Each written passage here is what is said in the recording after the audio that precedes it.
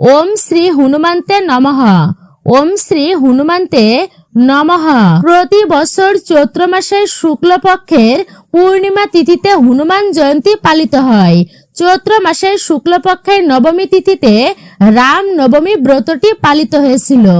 রাম নবমী ব্রতের পরেই শুক্লপক্ষে অর্থাৎ 15তম দিনে হনুমান জয়ন্তী।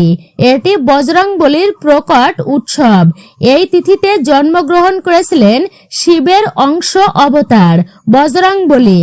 চৈত্র মাসের শুক্লপক্ষের নবমী তিথিতে যেমনটা ভগবান শ্রী রামচন্দ্র জন্মগ্রহণ করেছিলেন, তেমনি চৈত্র মাসের শুক্লপক্ষের পূর্ণিমা তিথিতে ভগবান হনুমানের জন্ম হয়েছিল।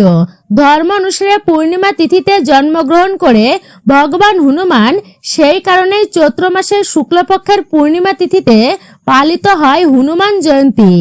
এই দিন অনেকেই হনুমান জয়ন্তীর ব্রত পালন করে থাকেন। যেহেতু হনুমানকে বিষ্ণুর অবতার রামের একনিষ্ঠ ভক্ত বলা হয়, যিনি তার অদম্য ভক্তি ভালোবাসা ব্যাপকভাবে পরিচিত লাভ করেছে হনুমানজি। সকল অশুভ শক্তিকে বিনাশ করে প্রতিটি কাজে এগিয়ে নিয়ে যাবেন হনুমানজি। সেই সাহস, শক্তি এবং ভক্তি তিনি প্রদান করেন। চৈত্র মাসের শুক্লপক্ষের পূর্ণিমা তিথিতে হনুমান জয়ন্তী পালিত হয়। বজরংবলী বা হনুমানজির ভক্তি ও শক্তি এক অপূর্ব প্রতীক বলা হয়েছে। মনের ভক্তি ও ভালোবাসায় তিনি সহজেই সন্তুষ্ট হন ভক্তের প্রতি। হিন্দু ক্যালেন্ডার অনুসারে 2026 সালে হনুমান জয়ন্তী পালিত হচ্ছে বৃহস্পতিবার দিন, অর্থাৎ 2রা এপ্রিল।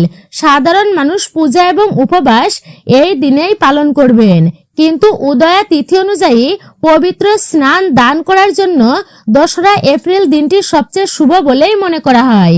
উদয়া তিথি অনুযায়ী 2026 সালে 2রা এপ্রিল বৃহস্পতিবার চৈত্র পূর্ণিমা এবং হনুমান জয়ন্তী পালন করতে হবে আপনাদের। যেহেতু 1 এপ্রিল সকালে পূর্ণিমা তিথি শুরু হলেও 2 এপ্রিল সূর্যোদয়ের সময় পূর্ণিমা তিথি থাকছে। হিন্দু ধর্ম অনুসারে সূর্যোদয়ের তিথিকে সবচেয়ে বেশি গুরুত্ব এবং প্রাধান্য দেওয়া হয়, তাই এই পূজা এবং ব্রত উপবাস 2 এপ্রিল পালন করা হয়। শাস্ত্রসম্মত শুভ বলেই মনে করা হয়। তাই 2026 সালে 2 এপ্রিল পালিত হচ্ছে শ্রী শ্রী হনুমান জন্ম জয়ন্তী। হনুমানের জন্ম জয়ন্তী হিসাবে পালিত হয় এই দিনটি। তাই শ্রবণ করবেন এই হনুমান জন্ম জয়ন্তী চলমান অর্থাৎ চৈত্র পূর্ণিমার দিন। বিশেষ করে কোন কোন খাবার গ্রহণ করা একদমই উচিত নয়। আর অবশ্যই পরিবারে সুখ, শান্তি, সমৃদ্ধি বৃদ্ধি করতে চাইলে আপনারা অবশ্যই এই হনুমান জন্ম জয়ন্তীর দিন বেশ কয়েকটি ক্রিয়াকলাপ আপনারা করবেন আপনার পরিবারে। তা অত্যন্তই শুভ হবে আপনাদের জন্য। অবশ্যই আজকের ভিডিওটি আপনাদের জন্য অত্যন্তই গুরুত্বপূর্ণ হতে চলেছে প্রিয় কৃষ্ণ দীপা এই চ্যানেলে। ভিডিওটি আপনারা অবশ্যই শেষ পর্যন্ত ভক্তি, শ্রদ্ধা ও ভালোবাসার সহিত শ্রবণ করবেন। আর আপনি যদি আমাদের চ্যানেলে নতুন দর্শক হয়ে থাকেন, দয়া করে চ্যানেলটি অবশ্যই সাবস্ক্রাইব করবেন, লাইক করবেন এবং কমেন্টে ভক্তি, ভালোবাসা ও শ্রদ্ধা সহকারে জয় শ্রী হনুমানজির জয়, জয় শ্রী রাম, জয় শ্রী বিষ্ণু অথবা আপনার গুরুদেবের নামটি লিখতে একদমই ভুলবেন না এই শুভ তিথিতে। অবশ্যই ভিডিওতে আপনারা একটি লাইক করবেন এবং শেষ পর্যন্ত ভক্তি সহকারে শ্রবণ করুন। আপনারা অবশ্যই একজন সনাতনী ব্যক্তিকে সাপোর্ট করবেন ধর্মীয় যাত্রায়, আমি আশা রাখছি। চ্যানেলটি সাবস্ক্রাইব করে পাশে থাকা নোটিফিকেশন বেল আইকনটি অল করে দিবেন। ভিডিও থেকে আপনি উপকৃত ও সমৃদ্ধ হবেন। তাহলে চলুন প্রবেশ করা যাক আজকের মূল আলোচনায়। চৈত্র মাসের যে পূর্ণিমা তিথি আসে তা চৈত্রী পূর্ণিমা বলা হয়। শ্রী রামের পরম ভক্ত হনুমানজির জন্ম বার্ষিকী জন্ম তিথি এই দিনেই পালিত হয়ে থাকে। সনাতন হিন্দু ধর্মে হনুমানজির পূজা অর্চনার বিশেষ গুরুত্ব রয়েছে। যেহেতু হিন্দু ধর্মের প্রতি মাসের শেষ দিনে পূর্ণিমা তিথি হয়, মানে শেষ তিথিতেই পূর্ণিমা তিথি পালিত হয়। মাস অনুসারে পূর্ণিমার নামকরণ করা হয় শ্রী রামের পরম ভক্ত হনুমানের জন্মবার্ষিকী এই শুভ দিনটিতেই চৈত্র মাসের শুক্লপক্ষে চৈত্র মাসের যে পূর্ণিমা তিথি পড়ে তাকে চৈত্রী পূর্ণিমা বলা হয়। এই দিনে ভগবান শ্রীহরির পূজা অর্চনার উপবাসের বিধান রয়েছে। রাতে চাঁদ দেখা অগ্র হলেই ব্রত ভঙ্গ হয়। বিশ্বাস করা হয় যে চৈত্র পূর্ণিমার দিন হ্রদ বা জলাশয়ে স্নান করলে পূর্ণ লাভ পাওয়া যায়। এটি চৈত্র মাসের শেষ পূর্ণিমা, বছরের শেষ পূর্ণিমা তিথি হচ্ছে এটি। বিশ্বাস করা হয় যে এই দিনে যেই ব্যক্তি পূর্ণ ভক্তি সহকারে শ্রীহরি বিষ্ণুর পূজা অর্চনা করেন তিনি সুখ সমৃদ্ধি লাভ করেন। এই দিনে সত্যনারায়ণের কাহিনী যেই ব্যক্তি এই দিনে সত্যনারায়ণের কাহিনী অর্থাৎ ব্রত কথা পাঠ বা শ্রবণ করে সেই ব্যক্তির দুঃখ কষ্ট দূরীভূত হয়। চৈত্র পূর্ণিমার দিন হনুমান জয়ন্তী অর্থাৎ পঞ্জিকা মতেই চৈত্র মাসের শুক্লপক্ষের পূর্ণিমা তিথিতে এই হনুমান জন্ম জয়ন্তী পালিত হয়ে থাকে। শাস্ত্র অনুযায়ী কার্তিক কৃষ্ণ চতুর্দশী এবং চৈত্র শুক্লা পূর্ণিমা উভয় তিথিতে হনুমান জন্ম উৎসব পালন করা হয়ে থাকে। যেহেতু বজরংবলী ছিলেন শ্রী রামচন্দ্রের একনিষ্ঠ সেবক বা ভক্ত, ভগবান রামচন্দ্রের প্রতি হনুমানজির প্রবল ভক্তির নানা গল্প কাহিনী পাওয়া যায় রামায়ণে। বজরংবলীর আর এক নাম হচ্ছে সংকট মোচন। তার উপাসনা করলে নানান সমস্যা থেকে মুক্ত পাওয়া যায়। এর সঙ্গে আত্মবিশ্বাস সাহস বৃদ্ধি পায়। হনুমান জয়ন্তীর দিন অবশ্যই বজরংবলীর পূজায় শুভ ফল প্রাপ্তি হয়। এই তিথিতে নিয়ম কানুন অনুসারে যদি আপনারা সঠিকভাবে এই তিথি অর্থাৎ এই দিনটি পালন করতে পারেন তা অত্যন্তই শুভ হবে আপনাদের জন্য। অবশ্যই বিশেষ করে আপনারা শ্রবণ করবেন এই হনুমান জয়ন্তী এবং পূর্ণিমার দিন কিভাবে আপনারা এই দিনটি পালন করবেন, পূজা বিধি কিভাবে করবেন। উদয়া তিথি অনুসারে এই পূর্ণিমা তিথির শুভ দিনটি অর্থাৎ ব্রত পালন করার শুভ দিনটি রয়েছে 2 এপ্রিল বৃহস্পতিবার 2026। পূর্ণিমা তিথি শুরু হবে বিশেষ করে চৈত্র মাসের ইংরেজিতে অর্থাৎ 1 এপ্রিল বুধবার সকাল 6:35 থেকে শুরু করে 18 চৈত্র অর্থাৎ বৃহস্পতিবার 2 এপ্রিল সকাল 6:48 পর্যন্ত এই পূর্ণিমা তিথি থাকবে। অর্থাৎ উদয়া তিথি অনুসারে আপনাদেরকে এই ব্রতটি পালন করতে হবে 18 চৈত্র 2 এপ্রিল বৃহস্পতিবার দিন। তো অবশ্যই আপনারা বৃহস্পতিবার এই দিন খুবই ভোরে ভোরে ঘুম থেকে উঠে পবিত্র নদীতে স্নান করবেন। এটি স্নান করতে পারলে তা অত্যন্ত শুভ হবে আপনাদের জন্য। সেটি সম্ভব যদি না হয় তাহলে বাড়িতেই স্নান করুন। লাল, কমলা বা হলুদ রঙের বস্ত্র পরিধান করবেন স্নানের পর। বাড়িতে হনুমানজির মূর্তি বা চিত্রপট থাকলে সেটিকে ঘি, মধু, দুগ্ধ, দই, গঙ্গাজল দিয়ে অভিষেক করাবেন। তারই সাথে অবশ্যই যদি বাড়িতে শ্রী বিষ্ণু এবং মাতা লক্ষ্মী দেবীর মূর্তি থাকে তাও শুভ হতে পারে আপনাদের জন্য। আপনারা এই দিনে অবশ্যই ভগবান শ্রী বিষ্ণু এবং মাতা লক্ষ্মী দেবীর পূজা অর্চনা করবেন। অবশ্যই হনুমানজির পূজা অর্চনা আপনারা করবেন, তা শুভ হবে আপনাদের জন্য। এই দিন হনুমানজির সারা গায়ে আপনারা কমলা রঙের সিঁদুর মাখিয়ে দেবেন। সিঁদুরে চামেলির তেল মিশিয়ে মাখাতে পারেন, খুবই ভালো ফল প্রাপ্ত হয়। লাল জবার মালা, লাল এবং কমলা রঙের ফুল, তুলসী পাতা নিবেদন করবেন এই দিনে। আপনারা এই দিনে একটি পান পাতা সিঁদুর দিয়ে জয় শ্রী রাম লিখে বা অশ্বত্থ পাতায় জয় শ্রী রাম লিখে হনুমানজিকে নিবেদন করতে পারলে তা আরো শুভ হবে আপনাদের জন্য। এবং অবশ্যই ভগবান শ্রী বিষ্ণু এবং মাতা লক্ষ্মী দেবীর সামনে একটি ঘিয়ের প্রদীপ প্রজ্বলন করবেন। তারই সাথে হনুমানজিকেও আপনারা ঘিয়ের প্রদীপ প্রজ্বলন করতে পারেন তার সামনে, অত্যন্ত শুভ হবে আপনাদের জন্য। নৈবেদ্য হিসাবে আপনারা গুড়, ছোলা, মুগের ডাউল, লাড্ডু, কমলা রঙের লাড্ডু, কলা দিতে পারেন। অবশ্যই কমলা অর্পণ করতে পারেন নৈবেদ্যতে। এরই সঙ্গে পছন্দ মতো ফল, মিষ্টি প্রভৃতি দিতে পারেন। নৈবেদ্য দানের পর ধূপকাঠি এবং একটি মাটির প্রদীপ ঘি এবং লবঙ্গ দিয়ে জ্বালিয়ে হনুমানজির আরতি করবেন। তারই সাথে অবশ্যই ভগবান শ্রী বিষ্ণু এবং মাতা লক্ষ্মী দেবীর আরতি করতে পারেন আপনারা। তার কাছে নিজের ভুলের জন্য অবশ্যই আপনারা ক্ষমা প্রার্থনা করবেন এবং মনস্কামনা মনোবাসনা আপনারা জানাবেন। সর্বশেষে 3 বার হনুমান চালিসা আপনারা পাঠ করবেন। যারা মন্দিরে গিয়ে পূজা অর্চনা দিবেন তারা অবশ্যই হনুমানজির কাছে তুলসী পাতা, লাল ফুলের মালা, কলা, কমলা রঙের মিষ্টি অবশ্যই আপনারা নিয়ে যাবেন এবং অবশ্যই শুভ দিনে আপনারা হনুমান চালিসা পাঠ করবেন। তা অত্যন্ত শুভ হবে আপনাদের জন্য। রামায়ণ পাঠ করতে পারেন এই দিনে। এই শুভ দিনে ধর্মীয় বিশ্বাস, চৈত্র পূর্ণিমায় চন্দ্র উদয়ের সময়ে একজন ব্যক্তিকে কাঁচা দুধে চিনি ও চাল মিশিয়ে ওম ক্লিম স নমঃ মন্ত্র উচ্চারণ করে অর্ঘ্য নিবেদন করা অবশ্যই উচিত। অর্থাৎ অর্ঘ্য নিবেদন অবশ্যই করবেন এই মন্ত্রটি জপ করে। এতে আর্থিক সমস্যা থেকে মুক্ত পাওয়া যায় বলেই বিশ্বাস রয়েছে। ব্যক্তিরা এই দিনে পাপ মোচন করতে চাইলে এবং পরকালের জন্য পুণ্য অর্জন করতে চাইলে চৈত্র পূর্ণিমার দিন পবিত্র নদীতে স্নান করা অত্যন্ত শুভ হবে আপনাদের জন্য। চৈত্র পূর্ণিমা হলো পাপ থেকে মুক্ত পাওয়ার সময়। অনেকেই চৈত্র পূর্ণিমায় উপবাস রাখেন। এই দিনে দরিদ্র ও অভাবী মানুষদের অন্ন দান করলে সর্বশক্তিমানের আশীর্বাদ পাওয়া যায়।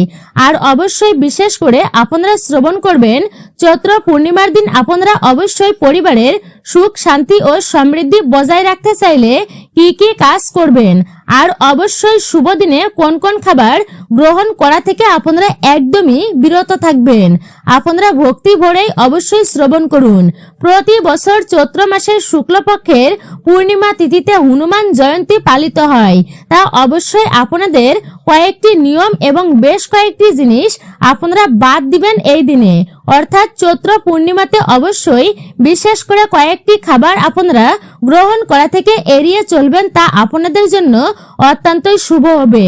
কোন কোন জিনিস আপনারা এড়িয়ে চলবেন আপনারা তা জানতে পারবেন। চৈত্র পূর্ণিমা পালিত হচ্ছে হনুমান জয়ন্তী। তাই এই দিন কঠোরভাবে ব্রহ্মচর্য ধর্ম পালন করা অবশ্যই উচিত।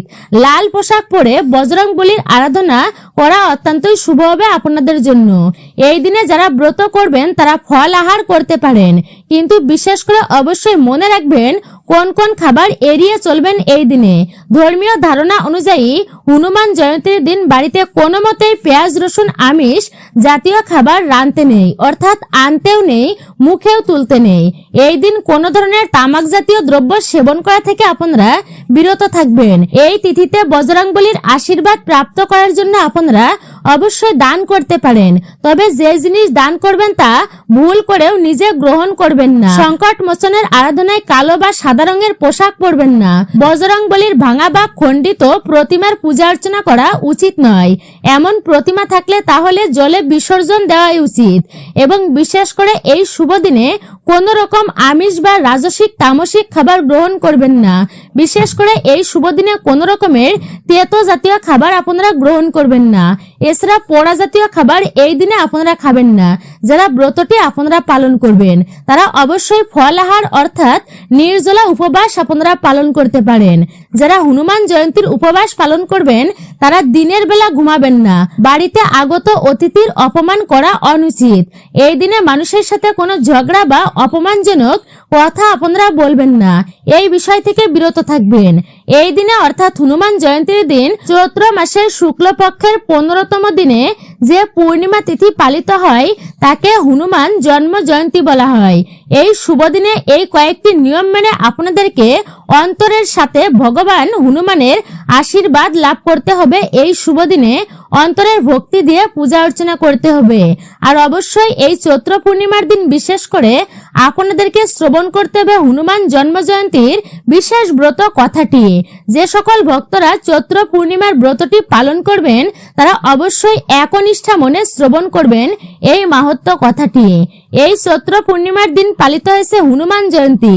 যে ভক্তরা শ্রবণ করবেন তারা অবশ্যই ভগবান শ্রী রামচন্দ্রের আশীর্বাদ এবং তারই সাথে ভগবান হনুমানজির আশীর্বাদ অর্জন করতে পারবেন।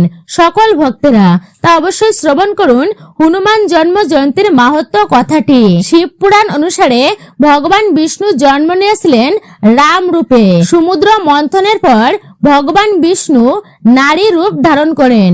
সমুদ্র মন্থনের অমৃত উদ্ঘাটন হয়।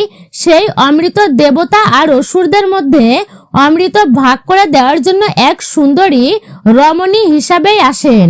রমণীর নাম ছিল মোহিনী।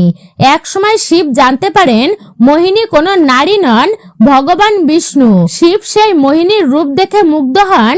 এরপর নাকি ভগবান শিবের রেতপাত হয়েছিল। অঞ্জনা যখন পুত্র কামনায় তপস্যা করছিলেন তখন তার কান দিয়ে প্রবেশ করে সেই রেত। এতেই তিনি গর্ভবতী হন। জন্ম হয় মহাবীর হনুমানের। তাই ভগবান হনুমানকে শিবের অবতার বলা হয়। এছাড়াও রয়েছে আরো একটি কাহিনী। কথিত আছে রাজা দশরথ পুত্রেষ্টি যজ্ঞ করে অগ্নি দেবতার কাছে বর পেয়েছিলেন পুত্রদায়ী পায়েস খেয়ে, যে এই পায়েস যে গ্রহণ করবে তার পুত্র হবে। এই পায়েস রানী কৈকেয়ী যখন খেতে যাচ্ছিলেন তখন একটি শকুন এসে পায়েস ছিনিয়ে আকাশে উড়ে গেলেন।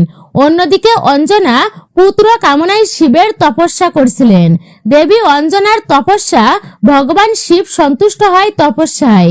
তিনি দেবী অঞ্জনাকে দর্শন দিয়ে বলেন একাদশ রুদ্রের একটি রুদ্র হয়ে জন্ম নেবেন তিনি। এরপর ভগবান শিবের পুত্র হিসেবে পেতে অঞ্জনা পবনদেব সাধনা করেন। তপস্যায় তুষ্ট হন পবনদেব। এমন সময় সেই শকুন পায়েস নিয়ে উড়ে যাচ্ছিল। সেই পায়েসের বাটি ফসকে গিয়ে অঞ্জনার কাছে এসে পৌঁছায়। সেই পায়েস গ্রহণ করে দেবী অঞ্জনা। তখনই তিনি গর্ভবতী হন। পুরাণ অনুসারে হনুমানের জন্ম হয়েছিল দেবী অঞ্জনার গর্ভে। ভগবান হনুমানের মা দেবী অঞ্জনা ছিলেন পুঞ্জিকা স্থল নামে একজন অভিশপ্ত স্বর্গীয় পরী। তিনি নিজের আচরণের জন্য একজন ঋষি দ্বারা অভিশপ্ত হন। সেই ঋষি তাকে বানর রাজকুমারী হওয়ার অভিশাপ দিয়েছিলেন। অভিশাপ অনুসারে তার জন্ম হয় বানর কুলে। সেখানে তার বিবাহ হয় কেশরী নামক এক বানর সেনা প্রধানের সঙ্গে। অঞ্জনা ও কেশরীর পুত্র হিসাবে তারা জন্ম দেন হনুমানজিকে।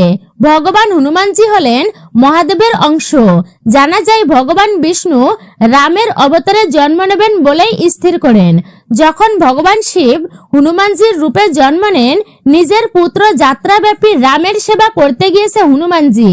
ভগবান বিষ্ণু এতে অপরের অস্তিত্বকে সম্পূর্ণ করতে একজন রাম ও অন্যজন ভগবান হনুমান রূপেই জন্ম নেন। হরে কৃষ্ণ কৃষ্ণ কৃষ্ণ হরে হরে, হরে রাম রাম রাম হরে হরে।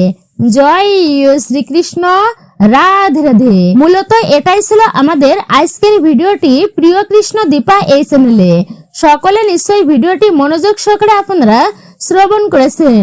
যদি ভালো লেগে থাকে ভিডিওতে অবশ্যই একটি লাইক করবেন এবং কমেন্টে অবশ্যই জয় শ্রী রাম, জয় শ্রী হনুমানজি অথবা আপনার গুরুদেবের নামটি লিখতে একটি বারের জন্য ভুলবেন না। সকলে ভালো থাকুন, সুস্থ থাকুন, পরম করুণাময় ঈশ্বরের অশেষ কৃপায় একজন সনাতনী ব্যক্তিকে আপনারা সাপোর্ট করবেন আমি আশা রাখছি। চ্যানেলটি সাবস্ক্রাইব করে পাশে থাকার নোটিফিকেশন বেল আইকনটি অল করে দিবেন। সকলে ভালো থাকুন, সুস্থ থাকুন, পরম করুণাময় ঈশ্বরের অশেষ কৃপায়। আবারও আপনাদের সাথে কথা হবে সনাতন ধর্মের এরকমই সকল গুরুত্বপূর্ণ বিষয় প্রসঙ্গে। ভিডিওটি সম্পূর্ণ শ্রবণ করার জন্য আপনাদেরকে অসংখ্য ধন্যবাদ। আমাদের চ্যানেলের সঙ্গে যুক্ত থাকবেন বিনীত অনুরোধ জানাচ্ছি।